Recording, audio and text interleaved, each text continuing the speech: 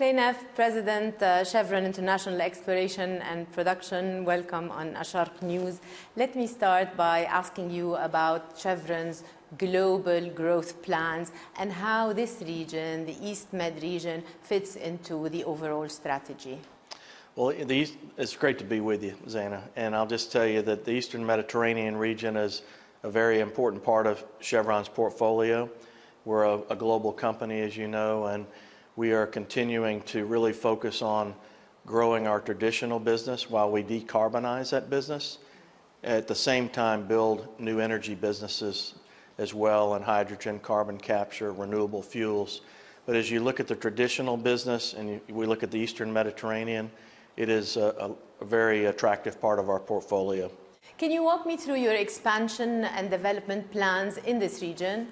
No, I'd be glad to do that. So we have been in Egypt for 85 years. So we have a long history in the downstream sector. We actually entered the Egypt upstream in 2020 when we leased or acquired 4 blocks, exploration blocks. Of course, around the same time, we acquired Noble Energy. And so we have a very large presence in Israel. We have 2 producing facilities in Israel, the Tamar and Leviathan production platforms or fields. And we produce about 2.3 billion cubic feet a day of natural gas from those platforms. We're in the process of actually expanding the Tamar project. We expect to expand it from 1.1 to 1.6 BCF a day. We're in the process of defining our development concept for a Leviathan expansion. We should land on that development concept for the expansion later this year. We also have Aphrodite, a discovery in the Cyprus waters that we're working to develop. We're actually going to be drilling another well there in the coming months. And then, of course, when we look at Egypt, which is critically important, with the blocks that we picked up, we have 6 blocks total, 4 from the 4 from the Chevron lease round back in 2020, and then 2 from the Noble Energy acquisition. We just made the discovery at Nrgis, so we're very excited about that discovery, and we'll be developing that in the near future. How much of the gas that you have in this region are you planning to liquefy? Do you have on the table plans to establish or build LNG plants, floating plants? So our first priority is to make sure that we supply the domestic markets. So the domestic market in Israel, we supply 70% of that market, 60% in Jordan. We currently supply about 10% of the gas, the domestic needs in Egypt through exports. And from that, we want to make sure that we connect some of our gas into the LNG market. So I think over time with the Tamar expansion, with our Leviathan expansion, the work we're doing in Aphrodite, some of the additional exploration work in Egypt, that we will see more of that gas hit the export market to LNG, make its way to Europe and other parts of the world. So you're investing $17 billion globally this year. How much of these investments are going into investments for expansion and development in this region? So Zaina, yes, we are investing $17 billion this year. We normally don't break that down by region.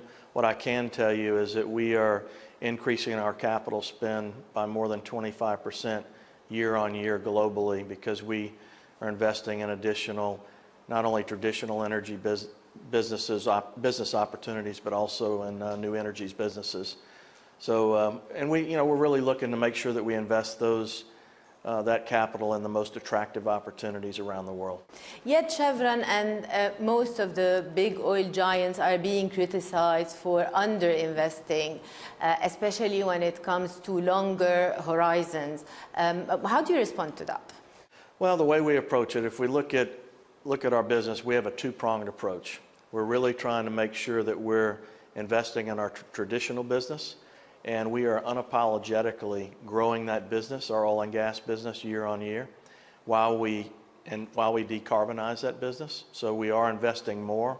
We're growing our production while we create these new energy businesses like carbon capture, hydrogen and renewable fuels. And so it's going to take all of us working together to set the right investment environment. So when we invest around the world, we're also looking at what policies are in place, what fiscal policies, stability of contracts, and making sure that we're targeting those investments in an environment where we can generate an attractive return. So long-term stability is really, really critical. Is this a message to the climate community or to policymakers about some uncertainty perceived from the side of the industry about the route or the roadmap in the green transition?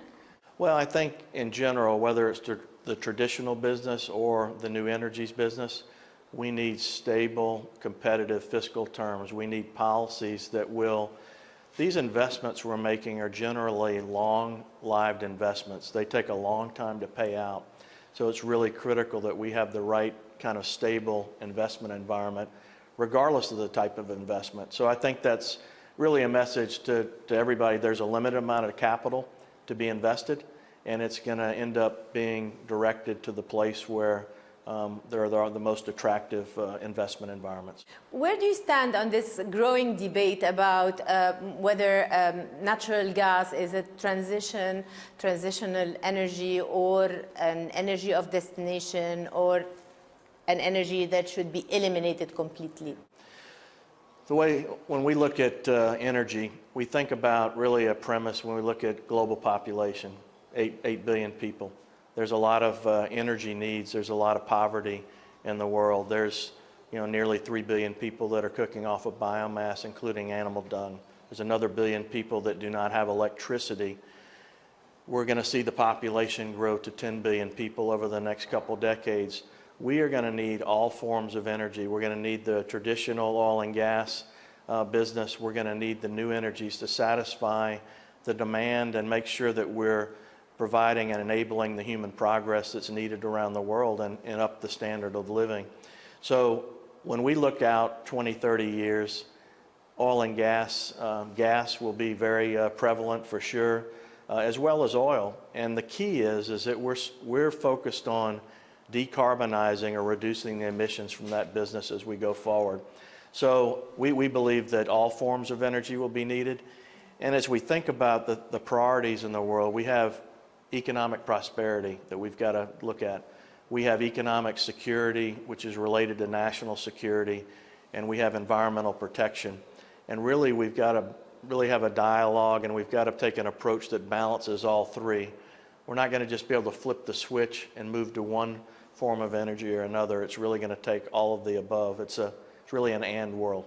Given the level of investment we have currently, do you think we're going to see demand moving ahead of supply for years to come when it comes to natural gas?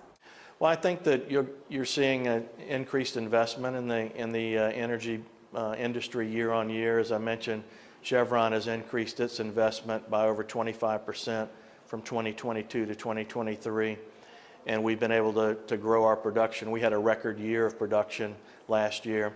So I think you'll see continued investment, but again, it's going to be invested in the areas that provide the most long-term stable investment environments. What's your appetite for mergers and acquisitions after a very good year? So as you know, we don't talk about mergers and acquisitions and commercial type sensitive commercial agreements. So we don't talk about that, but I'll tell you, we're in a resource business. And we add resource, and we've got to continue to add resource to our business, and we do it three ways. We do it through technology, applying technology like the shale and tight type revolution that we've had in the Texas and Canada, Argentina. We explore, we'll continue to explore, and we'll continue to look at M&A type work. And we'll do all of those, but they've got to be accretive to the bottom line. They have to make sense economically. Is Europe on your radar? Europe on our radar? For mergers and acquisitions? Again, we don't comment on any of the mergers and acquisition opportunities or other commercial type agreements. Clay, thank you so much. Thank you.